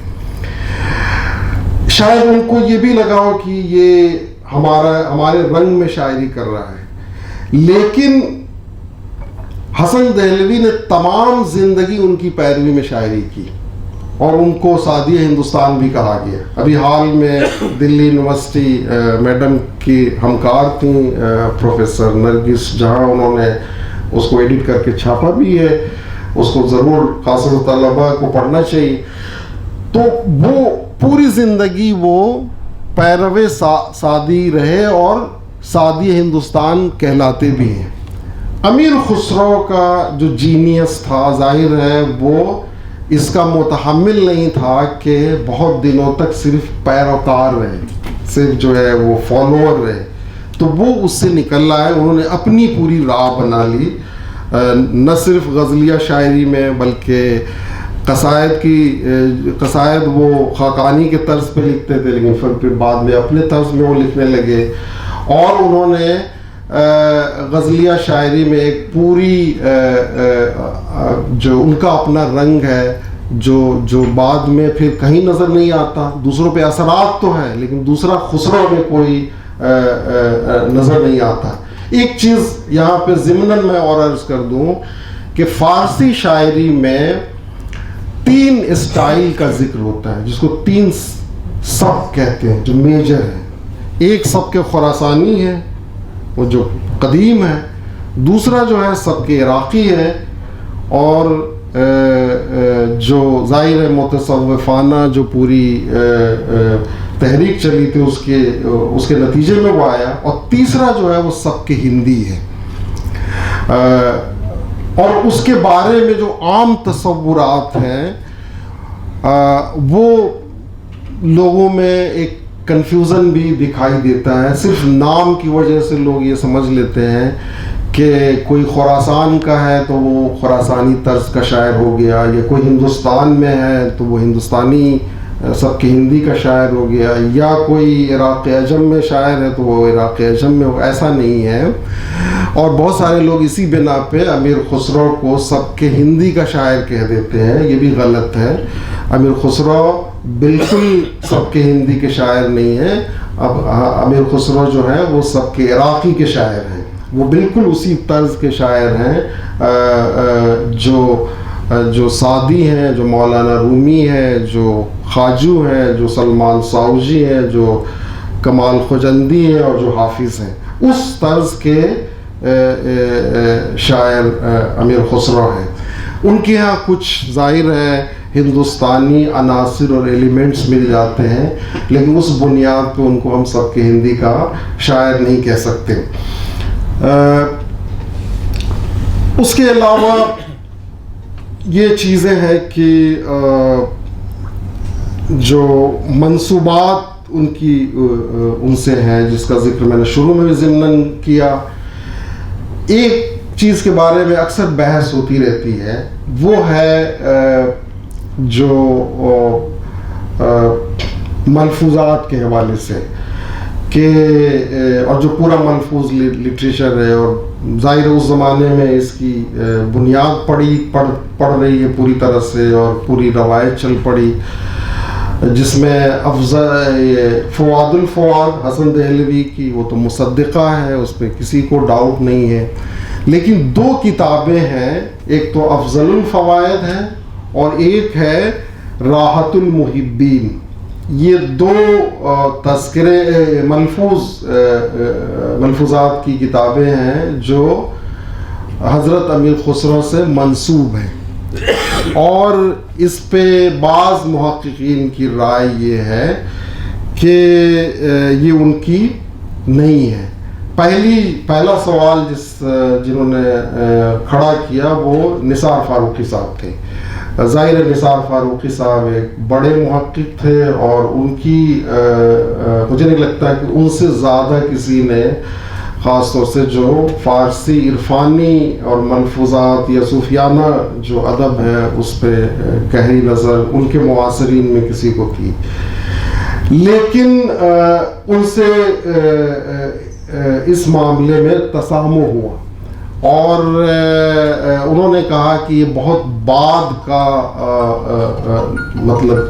بعد کی کتاب ہے، اور لوگوں نے ان کے نام سے منسوب کر دیا ہے، جبکہ جب انہوں نے یہ کتاب لکھی ظاہر ارلی 70s میں 1971 کے آس پاس، لیکن بعد میں پھر ایک کتاب کا کشف ہوا، اور دبیر کاشانی کی ان کی کتاب ہے شمائل الاتقیہ، اور ظاہر ہے یہ بہت امیر خسرو کے قریب کے لوگوں میں سے ہیں، اور اس میں ان دونوں کتابوں کا ذکر آتا ہے، ملفوظ کے افضل الفوائد کا بھی اور راحت المحبین کا بھی، اور اس میں یہ آتا ہے کہ یہ امیر خسرو کا ہے۔ تو اس بات پہ یہ ہم کہہ سکتے ہیں کہ اس کا امکان زیادہ ہے، اگرچہ ابھی بھی یہ تشنا بحث ہے کہ یہ ان کی نہیں ہے، جس طرح سے خیالات خسرو امیر خسرو کی نہیں ہے، اس کے بارے میں کوئی 2 رائے نہیں ہو سکتی۔ مجھے لگتا ہے کہ گفتگو وہ کریں جی تو بہت ساری چیزیں ہیں، بے شمار باتیں ہیں جو کہہ سکتے ہیں، بلکہ میں یہ چاہوں گا کہ اس کے بعد اگر لوگوں کے سوال ہو یا کوئی بھی ذہن میں کوئی بات ہو تو اس کے حوالے سے رسپونڈ کریں تو وہ زیادہ اچھا رہے گا. میں یہیں پہ اپنی گفتگو ختم کرتا ہوں. سر آپ نے بتایا تھا کہ پی ایچ ڈی ہوئی تھی اور وہ مکمل نہیں ہو پائی تو کیا چھپ گئی تھی؟ کون سی؟ آپ نے پہلے بتایا علی گڑھ میں ایک پی ایچ ڈی ہوئی تھی. پی ایچ ڈی نہیں تھی، وہ پورا پروجیکٹ تھا نواب اسحاق خان، اور اس میں انہوں نے اس زمانے کے تمام لوگوں کو جیسے شیرانی صاحب کو جوڑا تھا اور سلیم صاحب کو اور پورے ہندوستان بھر سے جتنے مخطوطات تھے وہ سب جمع کرایا تھا اور اس کی تصحیح ہوئی تھی. اس میں ان کی باقی تمام کتابیں جو دواوین کے علاوہ ہیں، ٹھیک ہے، جیسے مثال کے طور پہ ان کی مثنویہ ہیں، قرآن الصادین ہے، دیول رانی خضر خاں ہے، اور یہ تمام باقی کتابیں یا اعجاز خسروی ہے، یہ تمام کتابوں کی تصحیح کا کام، اس کی ایڈیٹنگ کا کام وہ ہوا تھا. وہ پبلش ہو گیا تھا 1925 میں ہی پبلش ہو گیا ہے، اور وہ میرے خیال سے دستیاب بھی میرے پاس تو ہے، لیکن دواوین نہیں ہوئی تھی. جی سر اس علمی گفتگو میں تہذیب اور ثقافت کے حوالے سے آپ کچھ روشنی ڈالتے تو اور بہتر ہوتا. تمام علمی باتیں اور تعلیم اور ان کا کلام اور اس پہ مختلف آرائیں آپ نے بیان کی. ہندوستانی تہذیب اور ثقافت موجودہ ہندوستان کے لیے کیا امیر خسرو آئیڈیل ہو سکتے ہیں؟ کیا امیر خسرو کی وہ تہذیب جس کا وہ انہوں نے اپنی رباعیات میں، شاعری میں اور کلام میں ذکر کیا ہے، کیا آج کے ہندوستان کو استفادہ اس سے ہوگا یا کرنا چاہیے، اور کس طریقے سے کرنا چاہیے؟ اس میں تھوڑی سی روشنی ڈالتے ہیں. دیکھیے، جیسے میں نے شروع میں ہی کہا کہ جو پورا ہندوستان کا جو تصور ہے وہ امیر خسرو کی ہی ایک طرح سے دین ہے. جیسے مثال کے طور پہ 9 سپہر ہے. 9 سپہر میں وہ ہندوستان کے تمام پہلوؤں کو، یہاں کی زبانوں کو، یہاں کے لوگوں کو، برہمنوں کے بارے میں وہ ذکر کرتے ہیں کہ ان کا علمی معیار یا ان کی علمی سطح ایسی ہے جس کے سامنے جو ہے ارسطو اور افلاطون بھی ہیچ ہیں. اور اس کے علاوہ جو ہے جو بہت ساری جو کلچرل چیزیں ہیں، جیسے مثال کے طور پہ موسیقی ہے. موسیقی کے بارے میں جو ذکر آتا ہے، اور موسیقی ظاہر ہے ہماری روایت کا ایک بہت اہم حصہ ہے. پہلے شخص امیر خسرو ہے، چونکہ وہ ہندوستانی، بلکہ ایک جگہ انہوں نے لکھا بھی ہے، اور میرے خیال سے اعجاز خسروی میں بھی لکھا ہے اور خود 9 سپہر میں بھی لکھا ہے کہ مجھے موسیقی کے بارے میں اتنا علم ہے کہ اگر میں چاہوں تو 3 جلد میں کتاب لکھوں گا. اور موسیقی کی روایت میں یہ کہا جاتا ہے کہ جو سب سے اعلیٰ مقام ہوتا ہے موسیقی میں وہ نائک کا درجہ ہوتا ہے، اور امیر خسرو خود نائک کی حیثیت سے تھے. اور کوئی بڑے سے بڑا میوزیشین پوری زندگی میں اگر ایک راگ کا ایجاد کر دے تو وہ اس کا جیسی اس کی زندگی سوارت ہو گئی. امیر خسرو نے مصدقہ طور پہ بہت ساری تو چیزیں منسوب ہیں، لیکن انہوں نے بہت سارے راگوں کی بنیاد ڈالی، جیسے راگ یمن ہے یا راگ فرگانہ ہے یا اور بہت سارے راگ ہیں. اسی طرح سے جو اصل کام انہوں نے کیا امیر خسرو نے، وہ تھا ایرانی یا سینٹرل ایشین جو میوزک تھی جس کو ہم مقام میوزک کہتے ہیں، اور ہندوستانی جو موسیقی تھی اس دونوں کا فیوزن تھا. ٹھیک ہے، یہ فیوزن کا جو کام ہے وہ امیر خسرو نے انجام دیا ہے،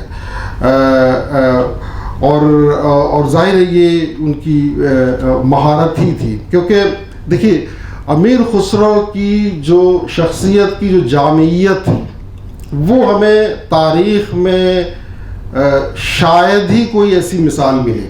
جیسے مثال کے طور پہ ایسے شاعری کا وہی لے لیں تو شاعری میں ان کے 5 دواوین ہیں، 5 ہے، بحیثیت غزل شاعر ہم ان کی حیثیت جانتے ہیں. خمسے کی بنیاد ڈالتے ہیں نظامی کے بعد فارسی شاعری میں 200 حضرات نے خمسے کہے یا خمسے کہنے کی کوشش کی. صرف 2 لوگوں کو ادبی دنیا میں یہ حیثیت حاصل ہوئی کہ ہاں وہ کامیاب رہے. ایک امیر خسرو ہیں, دوسرے جو تھے وہ ازبیک لٹریچر میں امیر علی شیر نوائی تھی.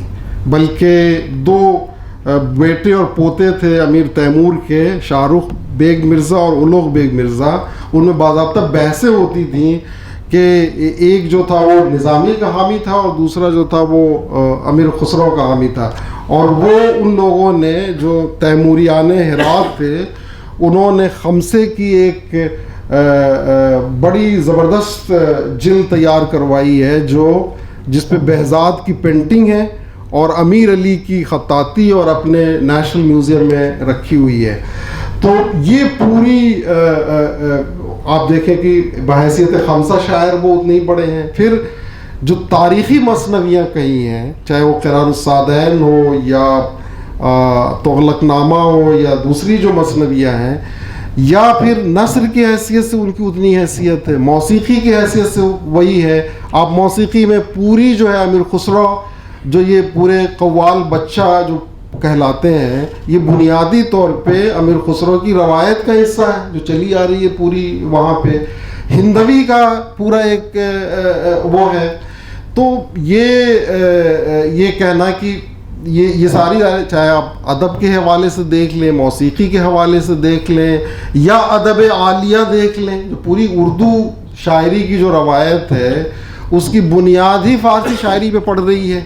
اور بعد کے بھی جو فارسی شعرا ہے, مثال کے طور پہ عرفی ہے, عرفی تو بہت ہی نقچڑا شاعر ہے, بہت ہی انانیت پسند شاعر ہے. وہ تو یہاں تک کہتا ہے کہ بھائی سعدی ہم پہ فخر کریں گے کہ میں شیراز میں پیدا ہوا تھا. لیکن وہی عرفی جب امیر خسرو کا ذکر آتا ہے تو وہ کہتا ہے کہ انہوں نے تو مطلب میں ان کا ایک طرح سے ان کا ایک پیرو ہوں, میرے لیے یہ فخر کی بات ہے. تو آپ چاہے ادب ہو, موسیقی ہو, یا جو اس وقت کی جو پوری جیسے ایک ان کا مجموعہ ہے رباعیات پیشہ وران. اب یہ بھی ایک عجیب سا کام ہے جو پوری تاریخ میں ہمیں نہیں ملتا ہے, اور وہ 150 کے قریب رباعیات ہیں. ان رباعیات میں اس زمانے میں جتنے بھی متداول اور مروجہ پیشے تھے ان سب کا ذکر کیا ہے. وہ پوری ایک ہماری سوشل ہسٹری ہے. تو اور پھر جو ان کی تمام مثنویاں ہیں, چاہے وہ قران الصادین ہو, باقی تمام, تو جب وہ ذکر کر رہے ہیں تاریخی واقعات کے, تو اس زمانے کی بلڈنگز کا, جیسے قران الصادین میں ہی دلی کی تمام عمارتوں کا, شخصیات کا, یہاں کی خواتین کا, یہاں کے کلچر کا, یہاں کے رکھ رکھاؤ کا, یہاں پہ کیسے ہولی منائی جا رہی ہے یا کیسے نوروز منایا جا رہا ہے, ان سب کی تفصیلات کا ذکر ہے. ٹھیک ہے. تو یہ ظاہر ہے وہ پوری اسی روایت کا حصہ ہے. اور وہ چیزیں آپ جب مغل ہسٹری میں آئیں گے تو امیر خسرو ہی ایسی شخصیت ہیں جو اس اپنے سے پہلے پیریڈ کی جو بھی روایات ہیں اس کا اگر کہیں پہ پیروی ہو رہی ہے مغل پیریڈ میں تو وہ امیر خسرو ہے. ٹھیک ہے نا. تو یہ تمام پہلو ہے جس کے ڈانڈے جو ہمیں امیر خسرو سے ملتے نظر آ رہے ہیں. جی تو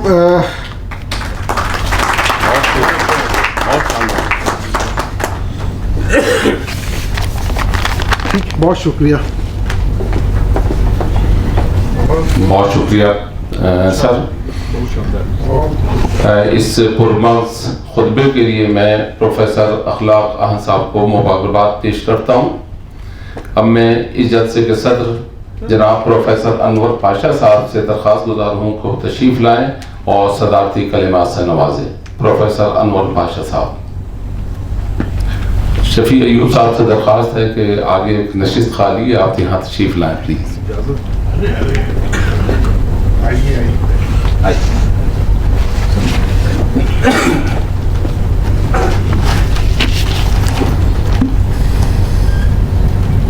उस्तादुल असातिज़ा प्रोफेसर एसआर किदवई साहब, ये हम सब के लिए नहायत एजाज़ की बात है कि हमारे दरमियान प्रोफेसर किदवई साहब मौजूद हैं। आप जब रास्ते में थे तो ताख़ीर हो रही थी, तो हमारे इदरीस साहब वक्त की पाबंदी के हवाले से कह रहे थे कि क्या किया जाए, प्रोग्राम शुरू किया जाए या इंतज़ार किया जाए। मैंने कहा कि प्रोफेसर किदवई साहब की गैर मौजूदगी में प्रोग्राम शुरू ही नहीं हो सकता है। हम सब के सरपरस्त हैं। मैं बेहद शुक्रगुजार हूँ कि आपने इस प्रोग्राम में शिरकत करके हम सब के वक़ार में इजाफ़ा किया, इस प्रोग्राम के वक़ार में इजाफ़ा किया। मेरे लिए यहाँ तशरीफ़ फरमा जितनी भी हम शख्सियतें हैं वो सब के सब काबिल एहतराम हैं। यहाँ उस्ताद गिरामी के बाद अगर हमारे आज के मेहमान खुसूसी जिन्होंने तकरीर फरमाई बेहद पुरमग़ज़ अमीर खुसरो पे, और यहाँ अपने इस आयत के एक बड़े दानिश्वर, एक बड़े एजुकेशनिस्ट मौजूद हैं हमारे दरमियान। आप तस्लीम किदवई साहब मौजूद हैं। एक मिर्ज़ा साहब वहाँ पे कोने में बैठे हुए हैं, बहुत अहम काम अंजाम दे रहे हैं। इंडिया इस्लामिक कल्चर सेंटर में उर्दू की तालीम तकरीबन 500-600 बच्चों का एक बैच होता है जिसको अब तक उन्होंने पढ़ाया है, और बिल्कुल बेलौस तरीके से। मैं समझता हूँ कि ये खिदमत काबिल क़द्र है और उनकी इस खिदमत का एतराफ़ हमें करना चाहिए। और यहाँ तमाम दूसरे लोग जो बैठे हुए हैं,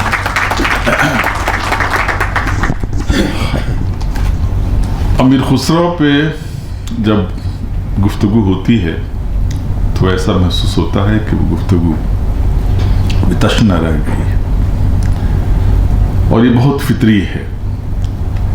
अमीर खुसरो की जो शख्सियत रही है वो जाहिर है कि सज्जात जिसे हम कह सकते हैं, 100 पहलू उनकी शख्सियत के सज्जात शख्सियत अमीर खुसरो की रही है। हमारी सकाफती ज़िंदगी का शायद ही कोई ऐसा शोबा हो जिस पर अमीर खुसरो ने अपनी शख्सियत की छाप न छोड़ी। आप सवाल कर रहे थे कि अमीर खुसरो के हवाले से सकाफत और तहज़ीब पे गुफ्तगू, ज़ाहिर कुछ पहलुओं पे आप चाहते थे कि उसके बारे में निशानदेही की जाए। बहुत ही हमारे आहन साहब जो हैं, अखलाक आहन साहब, इस वक्त फ़ारसी के मेरी नज़र में सबसे बड़े स्कॉलर हैं जिनका मुताला बेहद वसी है। हिंदुस्तान में सबसे बड़े स्कॉलर फ़ारसी के हैं, मैं इनको मानता हूँ। मुमकिन है कि आप मेरी राय से इख्तलाफ कर सकते हैं। सिर्फ इसलिए नहीं कि मेरे दोस्त हैं, बल्कि आपने सुना उनको कितना एक मतलब वसी इल्म का एक उनके पास उनका मुताला है, बेहद वसी है। फ़ारसी के साथ साथ जो तारीख़ रही है शायद कि उसको भी उन्होंने पेश किया, और सब कुछ अज़बर है।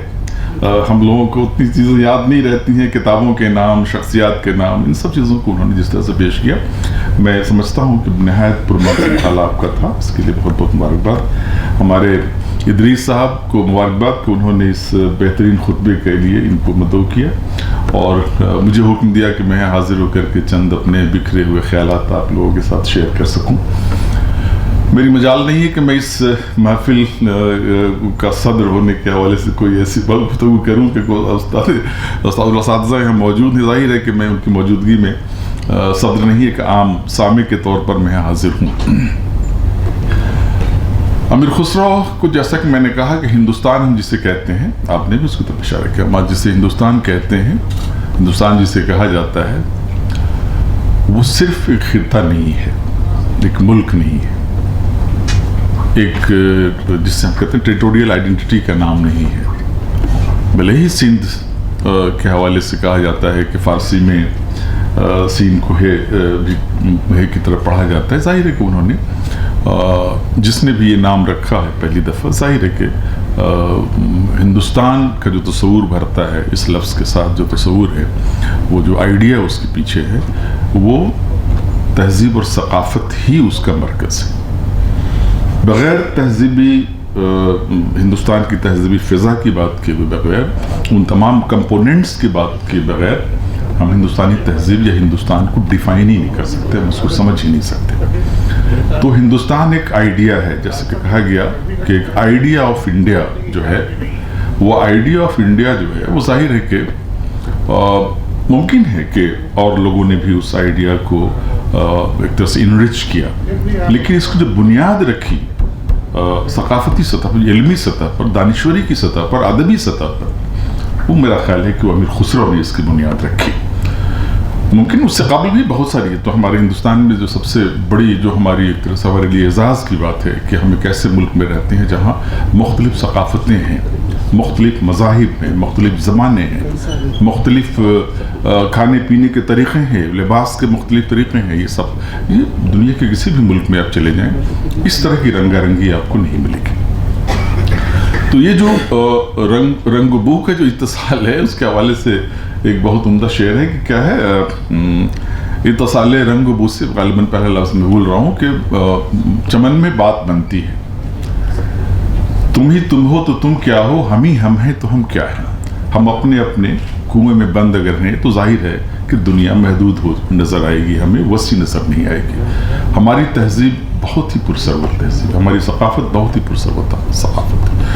آپ دنیا میں شاید ہی کم ایسی تہذیبیں ہوں گی جو ہماری تہذیب کا مقابلہ کر سکتے ہیں۔ اسی لیے اقبال نے بھی کہا تھا کہ کیا ہے وہ ایران و مصر روما سب مٹ گئے، یونان و مصر روما، ایران نہیں، ایران کو تو ختم کرنے کی بڑی سازشیں ہو رہی ہیں، لیکن وہ اب تک ختم ہونے کو نہیں ہے، بلکہ اس کی جو حیثیت ہے جو پہلے چھپی ہوئی تھی، پوشیدہ تھی لوگوں کی نگاہوں سے، وہ بالکل ابھر کر سامنے آ گئی۔ اس تہذیب کے پیچھے جو قوت ہے، جو طاقت ہے، تو یہ جو اقبال نے کہا تھا کہ سب مٹ گئے جہاں سے، باقی ہے لیکن اب تک نام و نشاں ہمارا، وہ یہی ہماری تہذیبی ثقافت جو ہے، اس جو ثقافتی جو ہماری شناخت ہے، جو آئیڈینٹی ہے، اسی کی طرف اشارہ اقبال کا ہے۔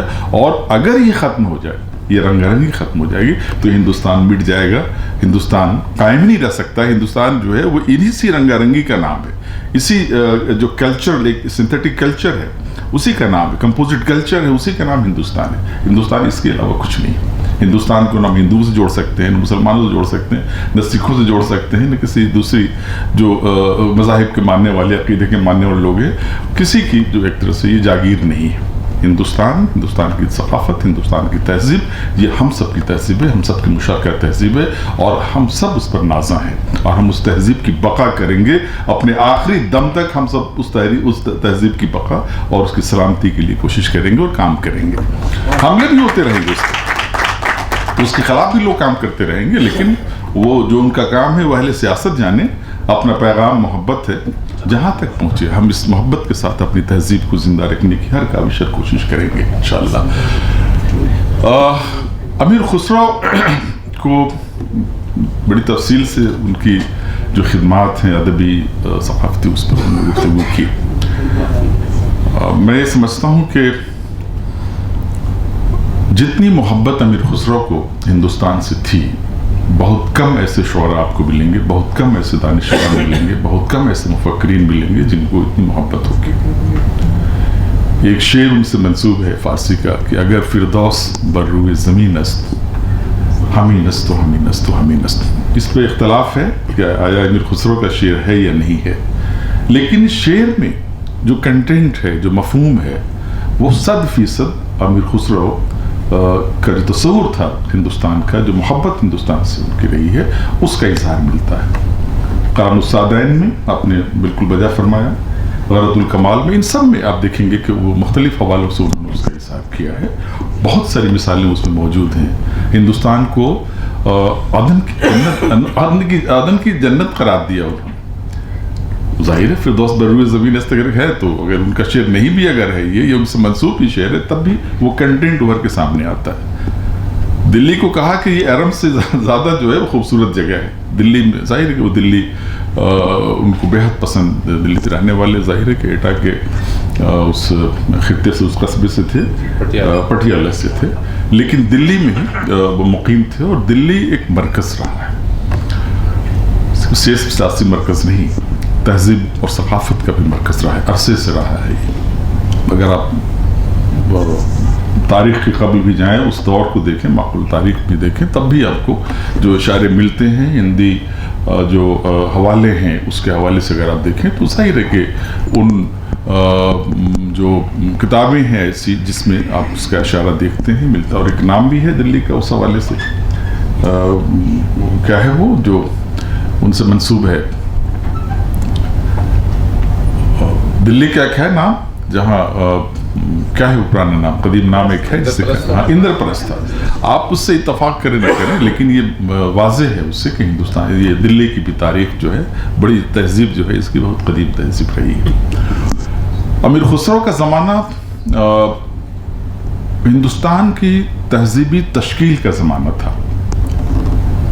اس وقت جو کمپوزٹ کلچر ہے وہ ظاہر ہے کہ وہ کلچر نمود پا رہا تھا، اس کی نشو نما کا کام امیر خسرو نے کیا اور دوسرے لوگوں نے کیا. زبانیں تھیں، بہت ساری زبانیں تھیں، لیکن ان زبانوں کے درمیان آپس میں بہت کم رابطہ تھا، دوریاں بہت تھیں.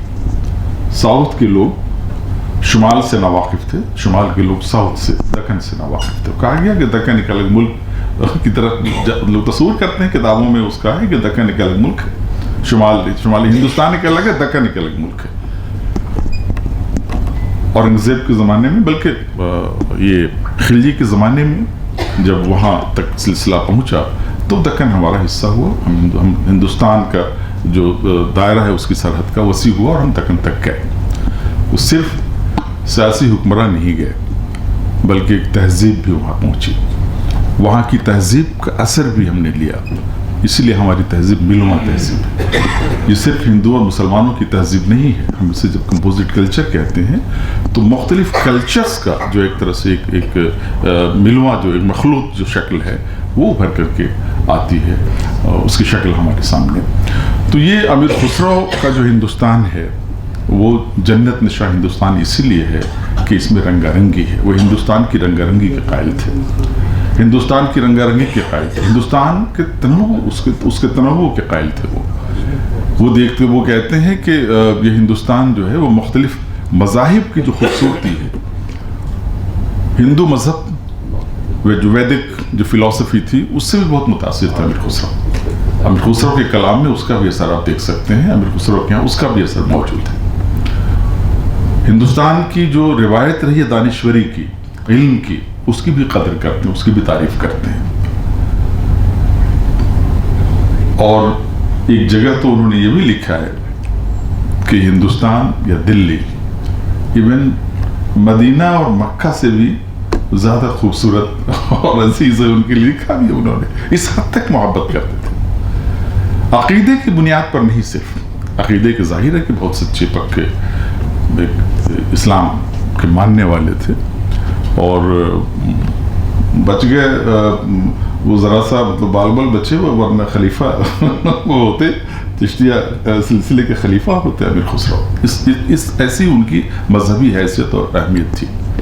ایک ایسا شخص جس نے 11 بادشاہوں کا دور دیکھا، درباروں سے وابستہ رہا، اور وہ صرف وابستگی دربار سے ہوئی نہیں تھی، ان کی فکر کا اثر دربار پہ تھا. دربار کے لوگ ان کے بڑے مداح تھے، ان کے شہدائی تھے. وہ چاہتے تھے کہ ان کے دربار سے امیر خسرو کی وابستگی رہے، درباروں میں شرکت کرتے تھے، بادشاہوں کی مصاحب ان سے تھے. اور ظاہر ہے کہ اس طرح سے وہ ان کی فکر پہ بھی اثر انداز ہوتے تھے امیر خسرو. اور ایک ایسا شخص جو دربار میں بھی تھا اور عام لوگوں کے درمیان بھی تھا. ہندوستانی ثقافت کو آپ سمجھ ہی نہیں سکتے اگر آپ عام لوگوں کے درمیان نہیں ہیں، اگر عام لوگوں سے رابطہ اگر آپ کا نہیں ہے. وہ ہے نا کیا چرخہ دیا جلائے اور آیا کتا کھا گیا، بیٹھی کیا ہے وہ اس کا پہلا والا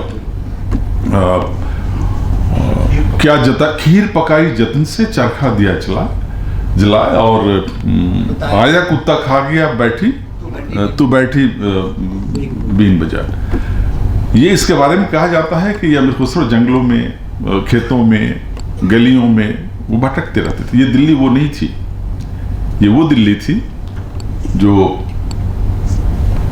یہ قطب مینار، یہ لودھی گارڈن اور اس طرح کے جو جتنے بھی علاقے ہیں، یہ جو تغلق آباد، یہ سب وہ علاقہ ہے اس زمانے میں. ظاہر ہے کہ اس طرح کے علاقے تھے. یہ وہ دلی تھی، یہ شاہ جہاں آباد والی دلی نہیں تھی، بہت بعد میں. اس دلی کی اتنی تعریف انہوں نے کی ہے کہ ظاہر ہے کہ ज़मीन आसमान के क़ुलाबे उन्होंने मिला दी है, उसमें अपने यहाँ के फलों का जिक्र है, यहाँ के फूलों का जिक्र है, चिड़ियों का जिक्र है, यहाँ के लोगों का जिक्र है, उस रंगारंगी जो फ़िक्र की थी लोगों के अक़ीदे की रंगारंगी उसका जिक्र है। और ये सब कुछ हमें जो तसव्वुफ़ की रवायत है, सूफ़िया इकराम की जो रवायत है, उसमें भी इन सब से बेपनाह मोहब्बत की एक निशानी, एक नमूना हमें उनके कलाम में मिलता है। अमीर खुसरो ज़ाहिर है कि महबूब इलाही कि वो सिर्फ उनके मुरीद ही नहीं थे और मुर्शिद और मुरीद का ही रिश्ता नहीं था, जाहिर है कि उनसे काफ़ी हद तक इतनी कुर्बत शायद किसी और को हासिल होगी जितनी कुर्बत अमीर खुसरो को महबूब इलाही से हासिल थी। हज़रत निज़ामुद्दीन औलिया रहमतुल्लाह अलैह से जितनी कुर्बत थी इनको, इसीलिए उन्होंने ये वसीयत की थी कि वो पहले उनको जो दफन किया जाए तो ऐसी जगह दफन किया जाए कि हम मेरी ज़ियारत के लिए जो लोग भी आए वो पहले वहाँ हाज़िरी दें। ये कहा जाता है आम तौर से, ये पता नहीं वो इसमें कितनी सदाकत है मुझे नहीं मालूम, लेकिन ये आम तौर से ये है कि लोग पहले वहाँ जाते हैं, वहाँ हाज़िरी लगाते हैं, तब जाते हैं हज़रत अमीर खुसरो के यहाँ। और ये कहना ये भी हिंदुस्तानी तहजीब है। इसमें गोरी सोए सेज पे मुख पे डारे केस, चल खुसरो घर आपने साँझ भई चौदेस। ये कौन सी तहजीब है, किस सकाफत की तर्जुमानी करती है? सिर्फ एक शेर नहीं है, ये सिर्फ लफ्ज़ियात नहीं है, एक एक लफ्ज़ के पीछे एक तहजीब है, कल्चर है, सकाफत है, उसके पीछे तस्वुरात हैं। ये अमीर खुसरो की फ़िक्र है। जाहिर है कि ये तमाम चीज़ें अमीर खुसरो की अहमियत को सकाफत के हवाले से बुनियाद गुजार के तौर पर साबित करती है तमाम चीज़ें, क्योंकि बुनियाद गुजार थे जिसे हम आज कंपोजिट कल्चर कहते हैं, मुशतरका तहजीब से के नाम से इसे मौसूम करते हैं। जाहिर है कि ये अमीर खुसरो उसके बुनियाद गुजारों में से थे। बाद के लोगों ने उसकी आबियारी की। सूफिया कराम का बहुत बड़ा किरदार रहा है उस तहजीब की आबियारी में, उस सकाफत की आबियारी में, इंसानी कदरों की आबियारी में, जिस पर किसी की इजारादारी नहीं। हर अकीदे के लोगों के दरमियान इंसानी कदरें जो हैं वो होती हैं और होनी चाहिए, और उसकी इज्जत और उसकी कदर होनी चाहिए। ये अमीर खुसरो उससे बखूबी वाकिफ़ थे। इसलिए जाहिर है कि उनका जो ज़माना रहा है एक अरसे तक, मैं समझता हूँ कि 1000 साल हो गया है, 6 साल 700 साल नहीं, 1000 साल तकरीबन 1252 या 53 में उनकी पैदाइश हुई थी और 1325 में उनकी मौत हुई थी। यानी 14वीं सदी से अगर आप 2026 को जोड़ते हैं आप, तो कमोबेश 1000 साल का वक्फा गुजर गया तो है।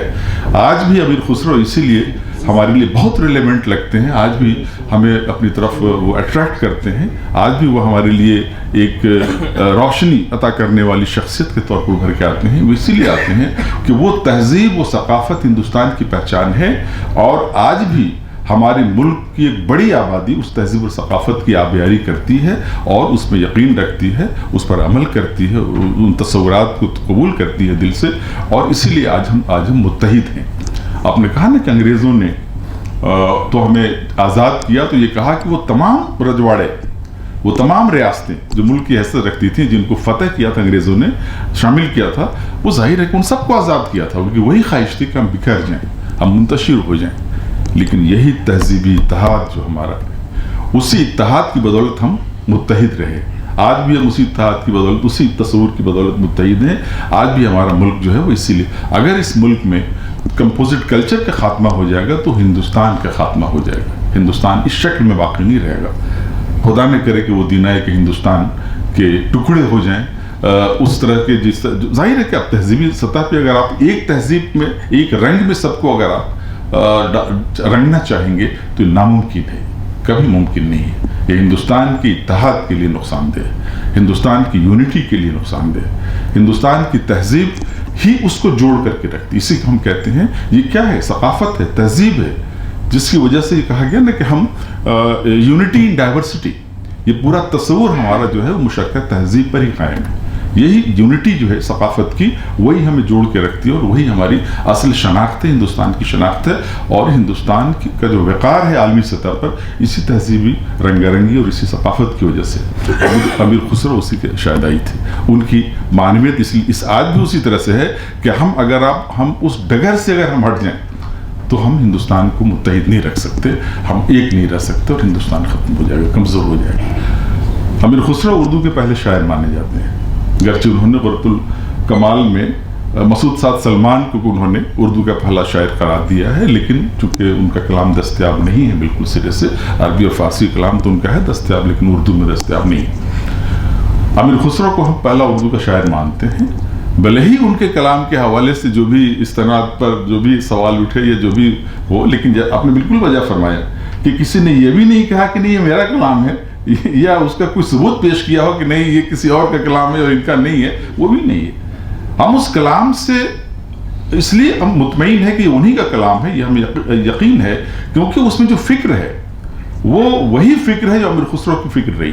जो फारसी के कलाम में जो अफकार सोबरात मौजूद हैं वो कलाम सादाइन में देख लीजिए, क़ुद्रतुल कमाल में देख लीजिए, नौसफ़र में देख लीजिए, इन तमाम में आपको वो उसी तहजीब की झलक, उसी ख्याल की झलक, उसी तस्वुर की झलक मिलती है। जमुना नदी के बारे में कहते हैं, उसकी जो शफाफ पानी को देख करके, उस ज़माने में कितना पानी साफ और शफाफ था, वो कहते थे कि ये तो महल की हसीनाओं के लिए आईना है, इसकी हैसियत महल के हसीनाओं के आईने की हैसियत है, इतनी अहमियत। इस तरह से जाहिर है कि ये बहुत सारी चीज़ों की उन्होंने जिस तरह से तारीफ़ें की हैं।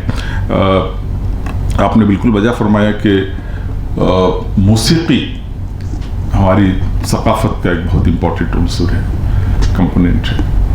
उस मौसीकी की जो शक्ल है वो बहुत कुछ कंट्रीब्यूशन जो पहले से चली आ रही थी रवायत, उस रवायत में इजाफा किया उन्होंने। अजीब मतलब हैरत होती है उनको उनके काम को देख करके, उनकी खिदमत को देख करके कि कैसे एक शख्स ने इतने सारे फील्ड में जिंदगी का शायद ही कोई शोबा हो हमारे जो सकाफती जिंदगी खास तौर से जिस पर उनकी छाप ना हो, एक शख्स ने इतना काम किया। अदबी सतह पर देखें तो कमाल पे पहुंचा वो शख्स है। फारसी के लोग, फारसी के जो असातिज़ा हैं वो उनके कायल हैं, वो उनके शागिर्द होने पर नाज़ा हैं। किसको ये एजाज़ हासिल है? अमीर खुसरो के अलावा शायद ही किसी दूसरे फारसी के शायर को उतना उस कदर उस तरह से एजाज़ हासिल है। कव्वाली और ये ख्याल, तराना और ये राग रागनियाँ जो आपने बताई, ये सब ये हिंदुस्तानी तहजीब से, हिंदुस्तान की रिवायत से, उस विरसे से लेकर के उसमें कुछ इजाफा किया। ईरानी और जो सेंट्रल एशिया की जो सकाफत थी, जो तहजीब थी, जो मौसीकी का रंग था, उन सब के आमेज़े से उन्हें एक ऐसी सकाफती दुनिया उन्होंने तश्कील दी जिस पर हम सब आज भी नाज़ा हैं। और मैं समझता हूँ कि वही चीज़ अमीर खुसरो को भी ज़िंदा रखेगी। मैं समझता हूँ कि बहुत ज़्यादा हो गया है और मुझे अपनी गुफ्तगू ख़त्म करनी चाहिए। यहीं पे इजाज़त है तो हम अपनी गुफ्तगू ख़त्म करें। अमीर खुसरो हमेशा ज़िंदा रहेंगे। वक्त उनको उनकी अहमियत को कभी धूमिल नहीं कर पाएगा। उसकी वजह वही है कि हमारी तहजीब जिंदा रहेगी। जब तक ये कंपोजिट कल्चर जिंदा रहेगा, अमीर खुसरो जिंदा रहेंगे, ताज़ा रहेंगे और हमारे लिए रोशनी का मरकज़ बने रहेंगे। बहुत बहुत शुक्रिया। हज़रात, आप प्रोफेसर अनवर पाशा साहब से आलिमाना तकरीर समाअत फरमा रहे थे। हज़रात, कालिम इंस्टीट्यूट के ज़ेर एहतमाम एक उर्दू फ़ारसी का एक कोर्स होता है 6 महीने का, जिसका इफ्तिताह 1 मई को है शाम 5 बजे। मेरी आप सभी हज़रात से दरख्वास्त है उसमें तशरीफ़ लाएँ। और 8 और 9 मई को एक 2 रोज़ा कौमी सेमिनार यगाना शख्सियत, शायरी और तनकीद के उन्वान से मुनक़्क़िद किया जाएगा, जिसकी सदारत प्रोफेसर सदीक़ुर रहमान क़िदवाई साहब की होगी। इफ्तिताह प्रोफेसर ऐनुल हसन साहब, वाइस चांसलर मौलाना आज़ाद यूनिवर्सिटी फरमाएंगे। तारुफ़ी कलमात प्रोफेसर सरुल हुदा के होंगे। कलीदी खुतबा प्रोफेसर अनीश अशफाक साहब पेश फरमाएंगे। तो मेरी बहुत ही अदब एहतराम के साथ आप सभी हज़रात से दरख्वास्त है कि उस सेमिनार में भी आप लोग तशरीफ़ लाएँ। सेमिनार का इफ्तिताह 8 मई शाम 5 बजे और बकिया अदबी इजलास 9 तारीख को सुबह 10 बजे से शाम 5 बजे तक मुनक़्क़िद किए जाएंगे। मैं गालिब इंस्टीट्यूट के ट्रस्टीज़, सब कमेटीज़ के मेंबरान और मेरे जो साथी हैं उनकी जानिब से आप सभी हज़रात का ख़ास तौर से प्रोफेसर सदीक़ुर रहमान क़िदवाई साहब के आप तशरीफ़ लाए, प्रोफेसर अनवर पाशा साहब और एक बेहतरीन खुतबे के लिए प्रोफेसर अखलाक अहन साहब, अनीसुर रहमान साहब, चंद्रशेखर राजेंद्र साहब, बिल्किस साहिबा, फैज़ुल अहलक साहब और यहाँ पर तशरीफ़ फरमा एक एक शख्स का दिल की गहराइयों से शुक्रगुजार हूँ, ममनून हूँ, बल्कि मैं एहसानमंद हूँ कि ऐसे मौसम में आप यहाँ तशरीफ़ लाए और इस प्रोग्राम को कामयाब बनाया। बहुत शुक्रिया।